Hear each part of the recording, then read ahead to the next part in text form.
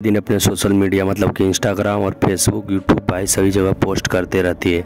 तो ये वीडियो जो आप लोगों ने अपने स्क्रीन पर देखा, जो हमने पहले शुरू में वीडियो के शुरू में दिखाया, तो भाई वह वीडियो भी ज्योति सिंह ने अपने इंस्टाग्राम पर पोस्ट किया। अगर आप लोग जाकर देखना चाहते हैं तो जाकर वहाँ पर देख सकते हो। वीडियो तो बहुत ही ज़्यादा लाजवाब है भाई, और ऐसा ही लाजवाब वीडियो ज्योति सिंह अपने आईडी पर पोस्ट करते रहती हैं। कुछ वीडियो के बारे में, कुछ पोस्ट के बारे में हमने अपने इस आईडी मतलब कि यूट्यूब चैनल पर बात किया है। आप लोग जाइएगा अगर आप हमारे चैनल पर, तो पवन सिंह और ज्योति सिंह का भाई बहुत सारा वीडियो आप लोग को देखने के लिए मिलेगा।